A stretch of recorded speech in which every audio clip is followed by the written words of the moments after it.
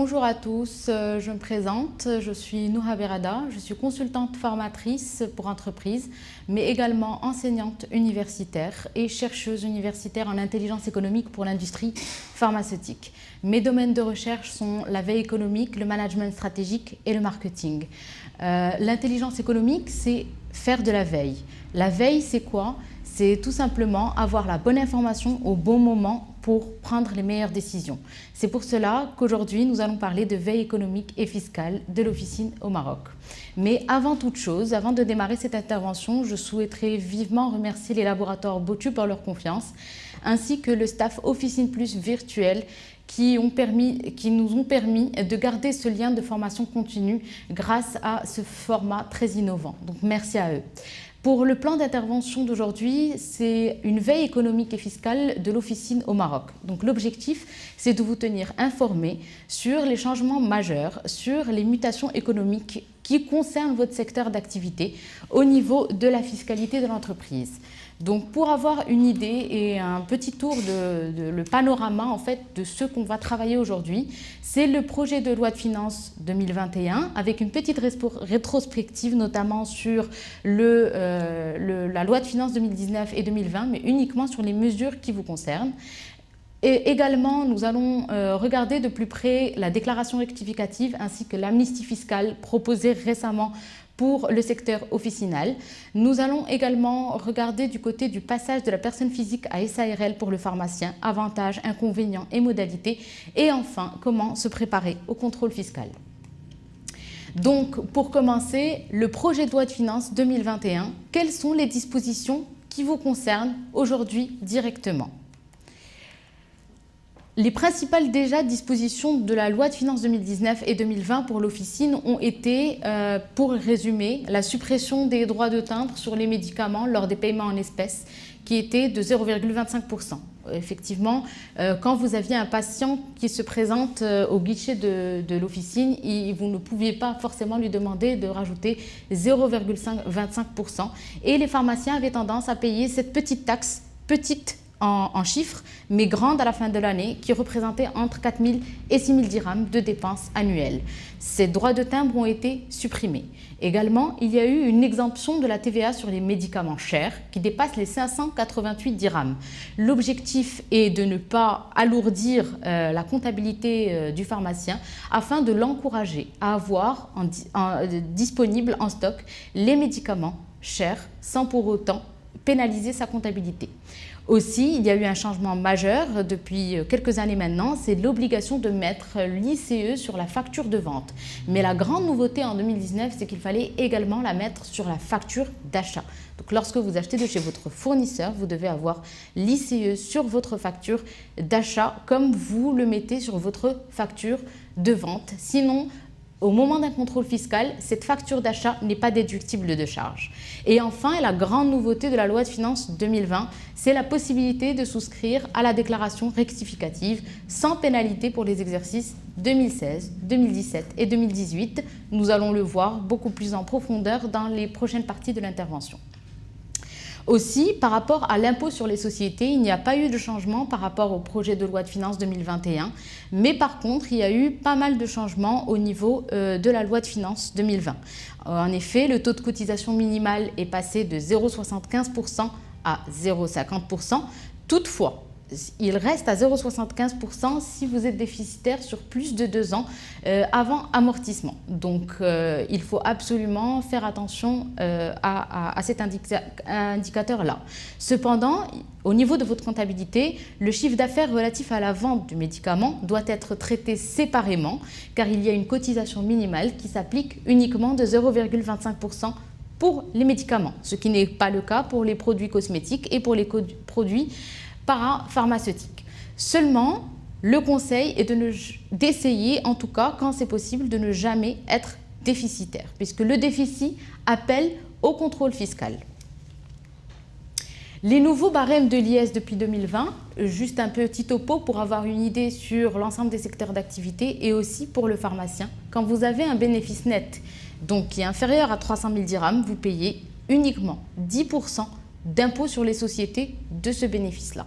Quand votre bénéfice net est de 300 000 à 1 million de dirhams, vous payez aujourd'hui 20% de ce bénéfice net en impôt sur les sociétés, alors qu'avant, il était à seulement 17,5%, donc il y a eu une augmentation. Et enfin, quand le bénéfice est supérieur à 1 million de dirhams, on est à un taux d'impôt sur les sociétés de 31%. Seulement, pour les sociétés industrielles, il y a un certain encouragement, puisqu'il y a vraiment une volonté d'encourager la production nationale. L'impôt sur les sociétés est ramené à 28% dans ces cas-là. Maintenant, nous allons regarder un peu plus de plus près le projet de loi de finances 2021. Qu'est-ce qu'il y a dedans? Mais nous n'allons pas regarder toutes les mesures du projet de loi de finances, mais uniquement celles qui pourraient vous concerner de près ou de loin dans votre exercice officinal. Donc, quel est le contexte? L'objectif, c'est qu'il y a eu la crise de la pandémie Covid-19 qui a ébranlé nombreux secteurs d'activité et pour contrecarrer les effets de cette crise induite par la pandémie Covid-19, il y a vraiment une volonté d'encourager l'emploi, de réconcilier l'administration fiscale avec le contribuable et aussi d'encourager et accompagner l'investissement et la production nationale. Donc, les trois axes majeurs de ce projet de loi de finances sont la protection de la production nationale, donc encourager l'industrie et la souveraineté économique industrielle, encourager l'emploi du jeune et améliorer le régime d'imposition des petits contribuables, ce qui est le cas depuis déjà la loi de finances 2019, où vraiment l'administration fiscale a pris conscience qu'il fallait absolument réconcilier et remettre la confiance avec les contribuables. Alors la première des mesures phares et qui concerne vraiment tout le monde, le particulier, les professionnels, les entreprises, est venue suite à la crise Covid, donc avec une durée normalement sur 1 an. C'est un impôt de solidarité sociale, comme cela s'écrit. Pour avoir une petite rétrospective historique de cet impôt-là, c'est un impôt qui a été introduit en 2012 et il a été suspendu 3 ans après, en 2015. C'était un impôt également qui a été remis en 2019, mais c'était uniquement pour les sociétés avec un bénéfice net supérieur à 40 millions de dirhams et c'était un impôt de 2,5% sur ce bénéfice. L'objectif est vraiment de remplir un peu les caisses du Fonds de cohésion et de protection sociale pour éviter la crise sociale qui pourrait être induite par la crise Covid-19. L'objectif, une estimation, est que cette taxe pourrait apporter 5 milliards de dirhams pour ce Fonds de cohésion et de protection sociale. Pour les entreprises, ce n'est pas un indicateur qui concerne réellement les pharmaciens, puisque c'est pour les entreprises qui ont un bénéfice net supérieur à 5 millions de dirhams et un bénéfice entre 5 millions et 40 millions de dirhams. Mais par contre, ce qui nous intéresse, c'est cette taxe de solidarité sociale pour les particuliers. En effet, elle se calcule par rapport au revenu annuel net. Donc, dans le cas du pharmacien personne physique, si vous êtes pharmacien et que vous percevez un revenu annuel net supérieur à 120 000 dirhams, vous devez vous acquitter d'un taux d'imposition de 1,5%. C'est-à-dire que, grosso modo, mensuellement, si vous avez plus de 10 000 dirhams net par mois, vous devez payer 150 dirhams sur les 10 000 dirhams par mois, ce qui est l'équivalent de 1,5%, soit 1 800 dirhams par an. Lorsque vous êtes une pharmacie société SARL et que vous percevez un salaire, donc vous vous reversez un salaire et que ce salaire correspond à plus de 10 000 dirhams net et non pas brut, alors vous êtes retenu sur votre salaire 1,5% pour cette taxe de la solidarité sociale et ce pour une durée de 12 mois, donc, puisque cette taxe est prévue sur 1 an. Par rapport à la protection de l'industrie nationale, il y a eu beaucoup de choses les droits de douane et les droits d'importation ont été énormément augmentés sur pas mal de secteurs d'activité, mais aucune ne concerne directement le pharmacien. Seulement, à titre indicatif et pour votre culture générale, grosso modo, les secteurs du textile, on passe de 2,5-10% à 40% de droits d'importation. Ainsi, les producteurs nationaux seront beaucoup plus encouragés à produire et pourront être beaucoup plus compétitifs. Par contre, ce qui peut intéresser le pharmacien directement par rapport à ses droits de douane, c'est qu'on a eu une baisse de droits d'importation sur la cyclosérine. Avant, le droit d'importation était de 40%, aujourd'hui il a baissé à 2,5%. La cyclosérine, comme vous le savez, est un antibiotique antituberculeux qui n'est pas produit actuellement au Maroc, donc ne touche pas l'industrie pharmaceutique nationale. L'impact direct pour le citoyen et pour le pharmacien, c'est une baisse de prix à venir, puisque à l'importation cela coûtera moins cher, et enfin aussi encourager la disponibilité de produits pour l'accessibilité aux patients. Par rapport aux mesures d'impôt sur le revenu, il y a une nouvelle mesure qui pourrait être votée et qui pourrait vous intéresser en tant qu'officine directement.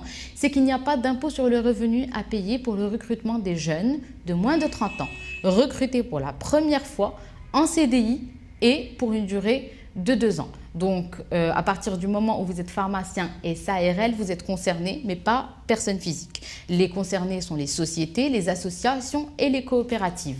Mais ne sont pas concernés les salariés qui ont un salaire supérieur à 10 000 dirhams. Donc, c'est vraiment pour l'encouragement des jeunes emplois, encourager le recrutement des jeunes emplois à pas très gros salaire.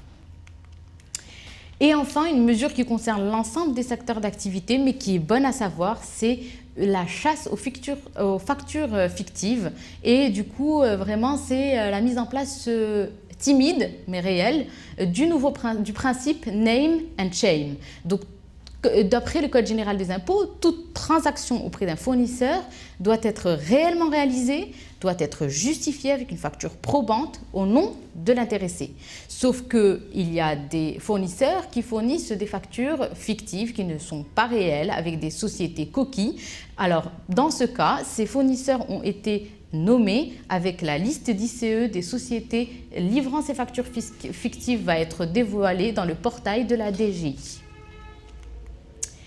Alors maintenant, la principale mesure de la loi de finances 2020 et qui est toujours d'actualité aujourd'hui avec la loi de finances rectificative et l'amnistie fiscale et la déclaration rectificative et la réconciliation avec le contribuable. Quelles ont été les options proposées ? Alors, on a eu 3 options pour cette déclaration rectificative. La première formule, c'est qu'on arrive, on fait une déclaration rectificative spontanée. Par exemple, vous avez remarqué que vous n'avez pas déclaré la TVA du mois de janvier et du mois de février. Alors, vous venez, vous dites à l'administration fiscale, je veux payer cette TVA. Vous n'aurez ni majoration, ni pénalité, même si vous êtes venu déclarer en retard. Donc, sauf que vous ne serez pas dispensé de contrôle fiscal sur les années 2016, 2017 et 2018. L'option numéro 2 est une déclaration rectificative également spontanée, mais avec la prise en compte des irrégularités de la DGI qui va effectuer une analyse de vos comptes et va vous fournir une lettre avec toutes les irrégularités constatées par son système. À ce moment-là, vous répondez avec les différents motifs sur chaque irrégularité. Vous êtes dispensé de majoration, de pénalité de retard, mais également du contrôle fiscal sur les années 2016, 2017 et 2018. Par rapport à l'option 3, et c'est celle qui nous intéresse le plus aujourd'hui, c'est une déclaration rectificative dans le cadre d'une convention avec l'organisme professionnel. C'est ce qui a été fait avec les médecins en 2016 et avec d'autres secteurs d'activité également en 2017. Et aujourd'hui, c'est au tour des pharmaciens d'avoir cette amnistie qu'on va voir beaucoup plus en détail dans les slides à venir. Donc là, je vous montre une petite demande de déclaration rectificative type, un exemple que vous trouvez dans le portail de la DGI. Vous avez aussi la possibilité donc, de cocher les 3 options, la déclaration spontanée avec la prise en compte des irrégularités et la déclaration dans le cadre d'une convention. Donc le choix se fait entre les 3 différentes options que je vous expliquais, l'option 1, l'option 2, Pour l'option 2, au niveau des modalités, c'est une lettre que vous devez faire avec votre comptable. Le comptable doit être un comptable agréé pour le chiffre d'affaires inférieur à 10 millions de dirhams. Mais dès que votre chiffre d'affaires est supérieur à 10 millions de dirhams, c'est avec un expert comptable que vous devez être accompagné. Donc, on doit vraiment justifier de manière détaillée toutes les rectifications effectuées. En fonction de chaque irrégularité constatée par la DGI, vous devez proposer en face les motifs de la non-déclaration et les explications correspondantes. L'état des irrégularités constatées par l'administration se présente comme suit, où il va vraiment vous dire sur cette période du 1-1-2017 au 31-12-2017 par exemple, il faut faire un rapprochement entre les déclarations de TVA et le résultat fiscal, pourquoi il y a une insuffisance du chiffre d'affaires déclaré. Donc c'est à vous de répondre et de dire le voilà, le pourquoi du comment cette déclaration n'a pas été faite convenablement. Et l'option 3, on va regarder de plus près la convention d'amnistie en date du 5 octobre 2020, donc très récente, qui a été fait avec le Conseil de l'Ordre des pharmaciens. Seulement, petite information à ne pas négliger, c'est que l'année 2019 n'est pas dispensée de contrôle fiscal.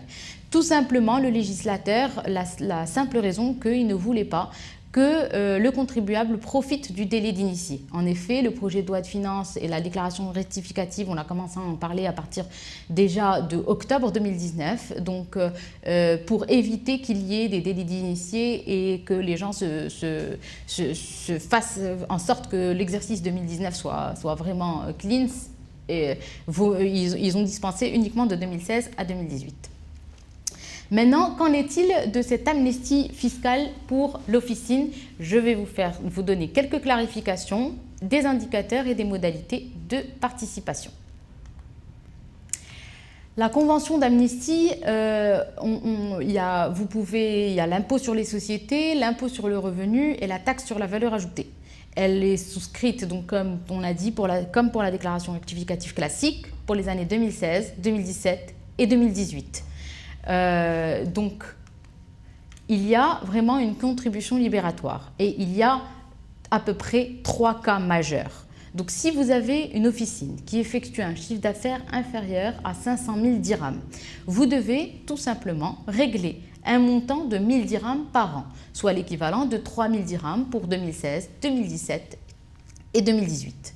Pour les pharmaciens qui font un chiffre d'affaires compris entre 500 000 dirhams et 1 million de dirhams, le montant à régler est de 1500 dirhams par an, soit l'équivalent de 4500 dirhams sur les 3 années.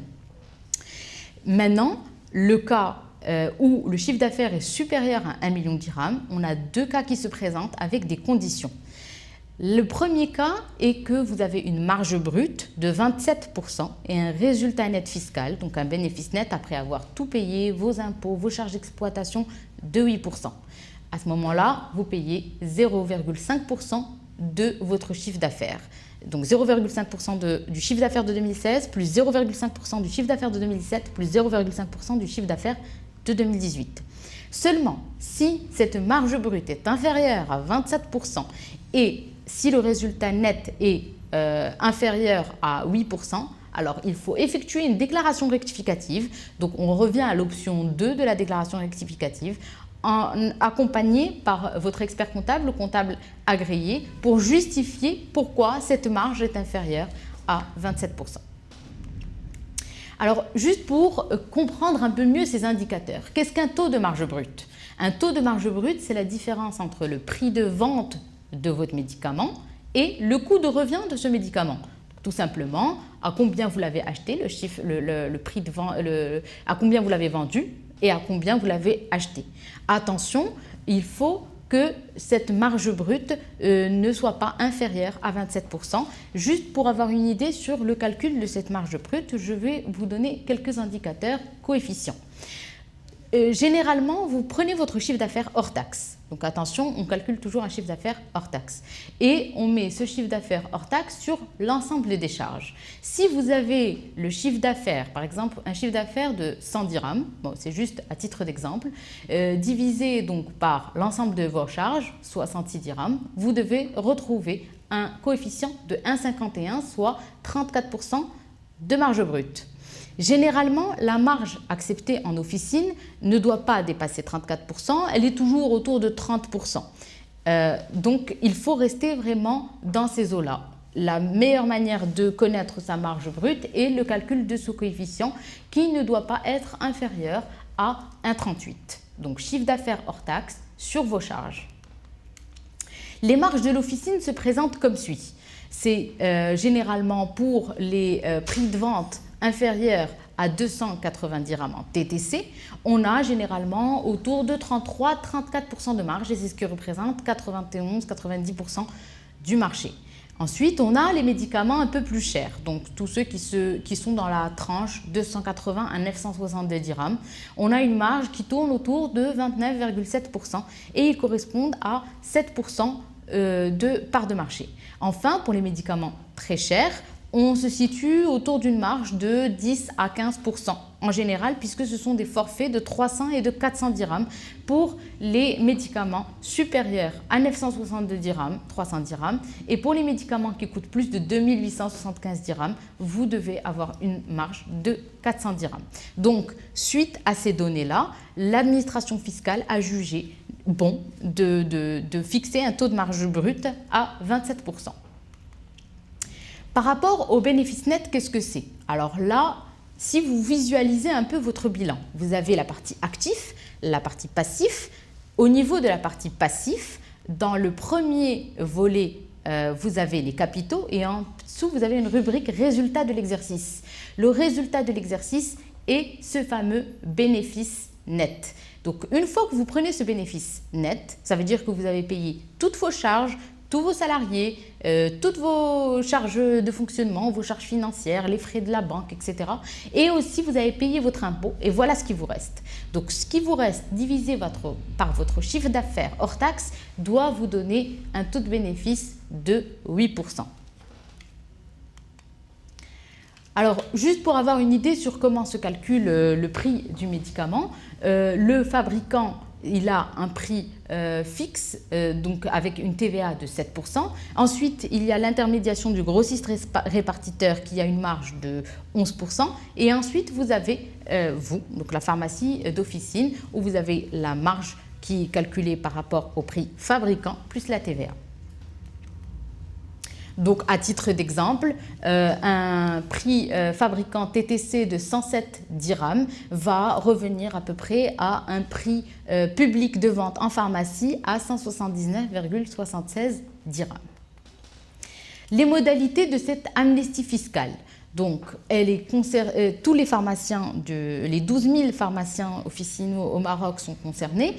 Ceux qui ont reçu un avis de vérification après janvier 2020 sont encore éligibles à la convention, ce qui est la bonne nouvelle. Ceux qui ont été notifiés et après avoir été contrôlés mais qui n'ont pas encore réglé leurs droits, donc vous avez un contrôle fiscal, vous devez payer un certain montant mais vous n'avez pas encore régularisé, il faut impérativement prendre contact avec votre syndicat dans les plus brefs délais parce que la DGI prévoit un traitement groupé pour ce genre de cas.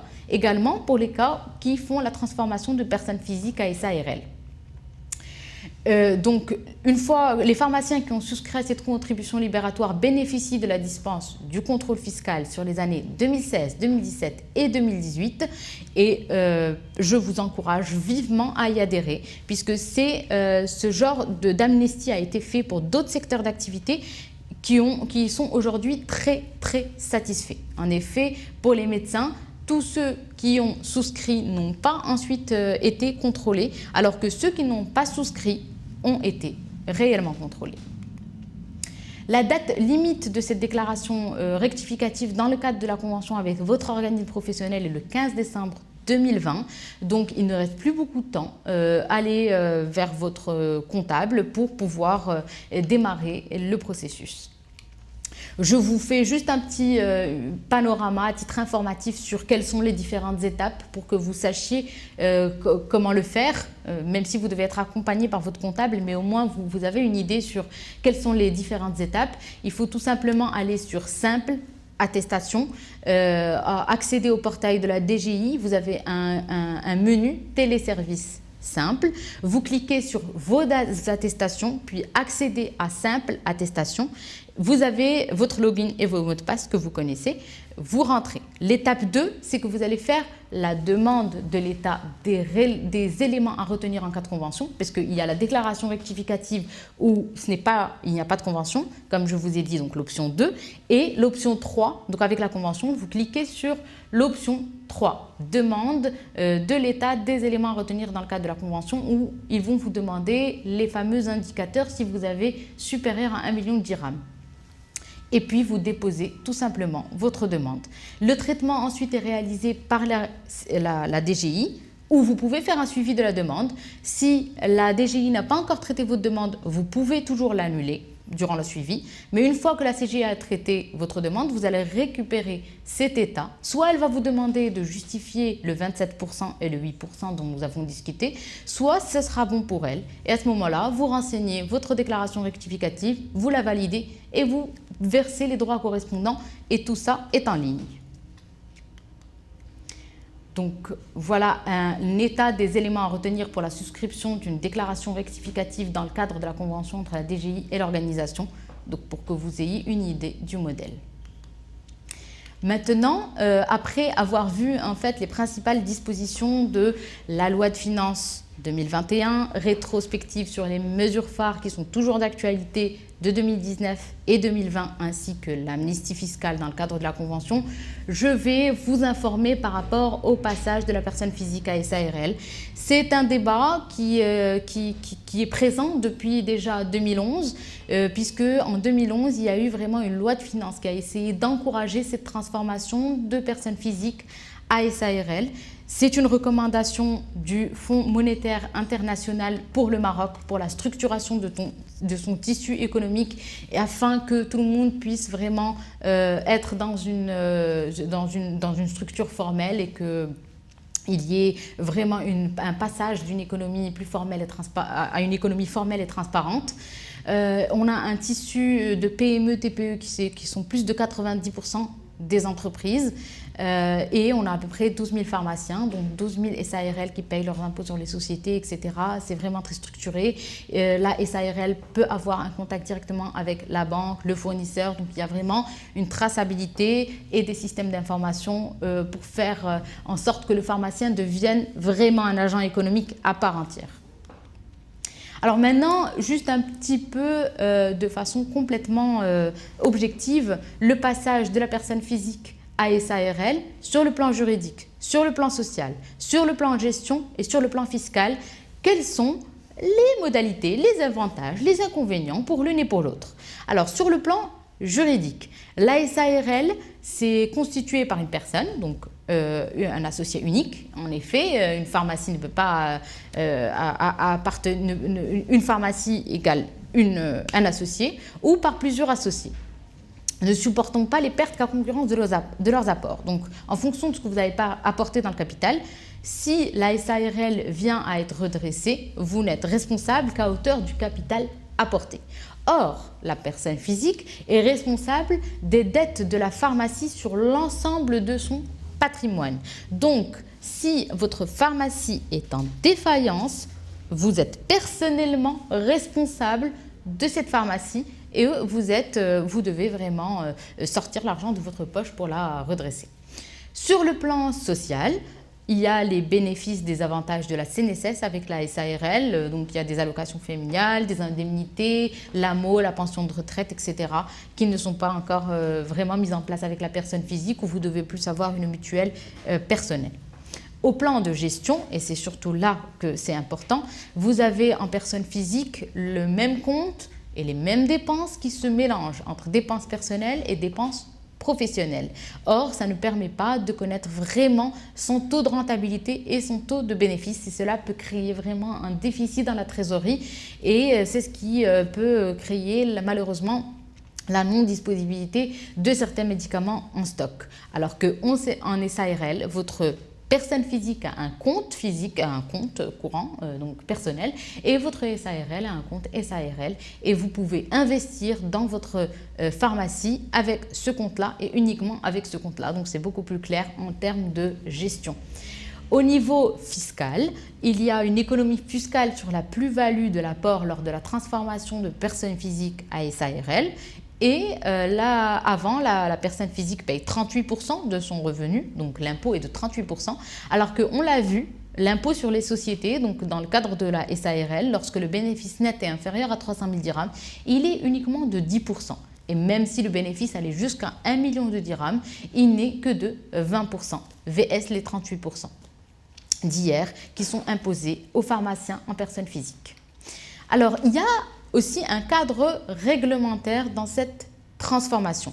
Donc là, en fait, j'essaie de répondre, de par mon expérience dans les formations continues avec les pharmaciens, à toutes leurs questions et aussi par rapport aux questions que j'ai eues avant l'intervention de la part des pharmaciens d'officine sur le cadre fiscal. Il n'y a pas de quoi avoir peur parce qu'il y a un cadre réglementaire de cette transformation. La loi 1704 stipule que les pharmaciens sont autorisés à constituer individuellement ou entre eux une société SARL en vue de l'exploitation de l'officine à condition que cette société ne soit propriétaire que d'une seule officine. Donc, une SARL, une officine. Donc, il n'y a pas le risque qu'il y ait une SARL qui puisse gérer plusieurs officines et qui se transforme en sorte de mastodonte de franchise qui va prendre les parts de marché de toutes les officines. Non, ce n'est pas vrai. Ce cadre réglementaire protège la profession. Et même en cas de pluralité d'associés, la gérance de l'officine doit être assurée par tous les pharmaciens associés. Donc la signature en cogérance de tous les pharmaciens qui sont associés dans une seule pharmacie. Donc, une SARL, une pharmacie, c'est ce qu'il faut retenir. Pour avoir une idée des étapes de la transformation, il faut aller déjà vers son comptable, agréé ou expert comptable. Et puis, les droits sont à un tarif fixe de 1000 dirhams. On va d'abord préparer un certificat négatif de la nouvelle société, faire le passage du contrat de bail personne physique à personne à société. Et là, justement, c'est là que le bas blesse et qu'il y a pas mal de blocage par rapport à ce contrat de bail. Et ma réponse à vous aujourd'hui, c'est qu'il y a la possibilité de faire la domiciliation de la personne physique dans la société. Donc à ce moment-là, mais à condition qu'il n'y ait pas de contrat, une clause dans le contrat avec le propriétaire qui stipule que vous n'avez pas le droit de faire une domiciliation. Ensuite, établir une situation financière de l'entreprise objet de l'apport, préparer un PV, donc tout ça c'est votre comptable qui s'en occupe, le PV, l'acte d'apport, le rapport du commissariat, du commissaire aux apports et le contrat de bail, et puis on dépose tout simplement et on demande la modification juridique auprès de la CNSS. Des choses absolument à savoir dans le cadre de cette transformation de SARL à personne physique, c'est qu'il y a un droit d'enregistrement de 1000 dirhams, je vous l'ai déjà dit, et il faut être accompagné par un expert comptable, mais surtout que le contrat de personne physique à SARL reste le même. Sinon, ça n'a pas trop d'intérêt puisque vous avez un fonds de commerce, donc le contrat de bail reste le même et les propriétaires en sont conscients. Il faut juste voir cette possibilité de domiciliation. Là, en fait, c'est un travail qui a été fait par un pharmacien, et merci à lui, qui a fait une comparaison des produits et des charges de la personne physique à la SARL. Et il montre, en fait, comme quoi c'est intéressant d'être SARL à un certain nombre de chiffres d'affaires. Donc, si vous avez un chiffre d'affaires qui est supérieur à 1 800 000, c'est clairement plus intéressant d'être SARL. Alors maintenant, juste un petit, et pour finir, un petit topo sur le contrôle fiscal. Ce qu'il faut savoir, on ne sait jamais pour s'y préparer. Normalement, dans le cadre de l'amnistie, vous n'avez pas à avoir peur puisque le contrôle fiscal n'est pas l'objectif de la DGI aujourd'hui avec votre secteur d'activité. Mais sait-on jamais, je vous donne quelques astuces clés. Donc, il y a eu en 2019... Principaux constats, c'est qu'il y a eu une grande campagne de vérification, il y a eu pas mal d'avis à tiers détenteurs, les ATD, sur les comptes directs, ce qui a vraiment ébranlé la confiance entre l'administration fiscale et le contribuable, d'où le lancement de ces amnisties fiscales avec les différents secteurs d'activité et les déclarations rectificatives.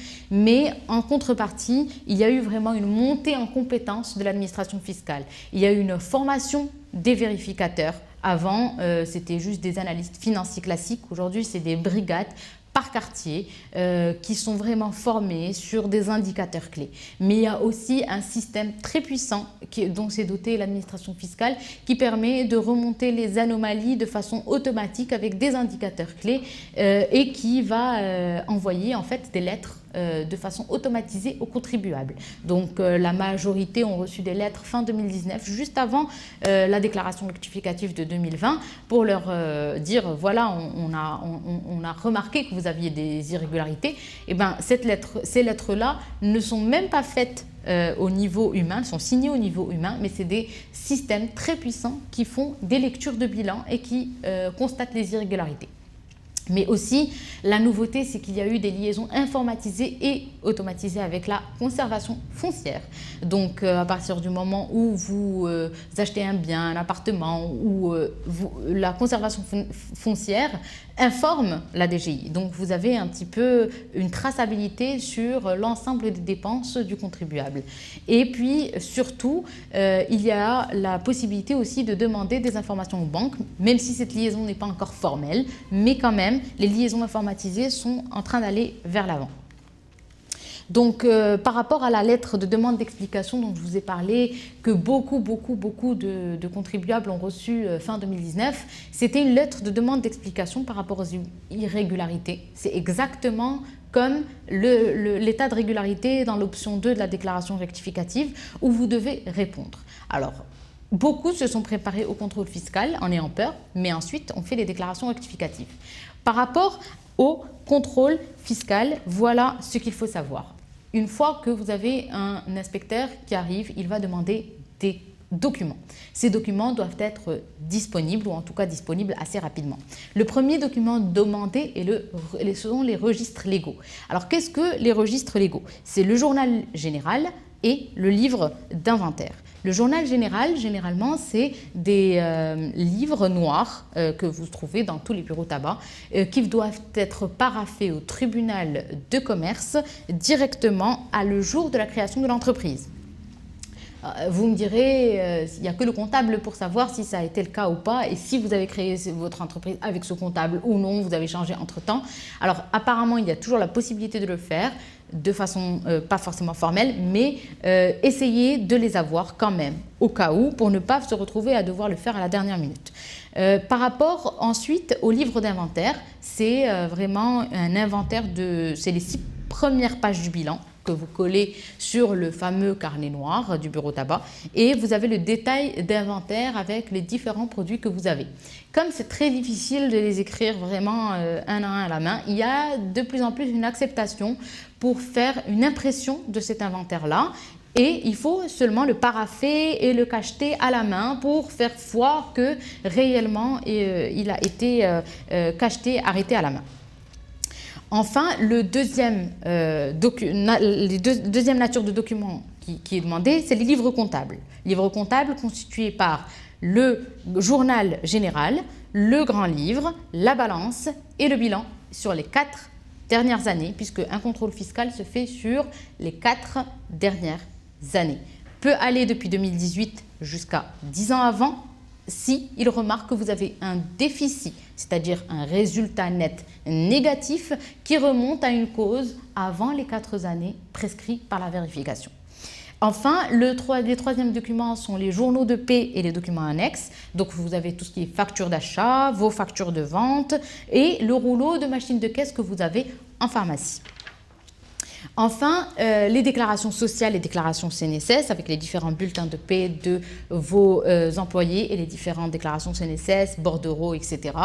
Et puis, les relevés bancaires de la société. Mais attention, pas seulement les relevés, mais aussi les avis de versement et les avis de virement, les tout petits que vous recevez généralement en courrier de la part de votre banque. Donc voilà tout pour le contrôle fiscal. Seulement, il y a quelques points de vigilance sur lesquels je veux attirer votre attention. C'est que chaque facture, normalement, doit être accompagnée d'un bon de commande, d'un bon de livraison et d'un bon de réception. Donc ça, c'est dans la comptabilité générale. Donc dorénavant, même si vous le faisiez pas avant, essayez de faire en sorte que d'avoir un bon de commande, un bon de livraison et un bon de réception pour chaque facture. La transformation de la personne physique à personne morale est vivement conseillé et de plus en plus conseillé. Et aussi, la vérification sur 4 ans peut remonter jusqu'à 10 ans depuis la loi de finances 2018. Donc, il faut essayer d'être à jour, d'avoir tous les documents dont je vous ai parlé, etc. Mais surtout, de participer à la fameuse amnistie fiscale qui est la chance pour le pharmacien. Et aussi, point d'alerte, c'est que si vous souhaitiez depuis longtemps faire votre transformation de personne physique à SARL, mais que vous aviez plein de questions et plein d'interrogations par rapport au contrôle fiscal, parce qu'il y avait une rumeur qui disait que dès qu'on se transforme, on est vérifié. Aujourd'hui, avec l'amnistie fiscale, si vous faites l'amnistie fiscale et la transformation en même temps, c'est le moment de faire la transformation, puisque une fois que vous faites l'amnistie fiscale, normalement, vous n'avez pas à avoir peur du contrôle fiscal. Voilà tout. Donc, c'était l'objectif aujourd'hui, c'était de vous faire vraiment une veille économique et fiscale, donc de vous informer sur toutes les mesures qui vous concernent dans votre exercice officinal pour votre secteur d'activité en tant que pharmacien. Donc, j'espère avoir répondu à toutes vos questions.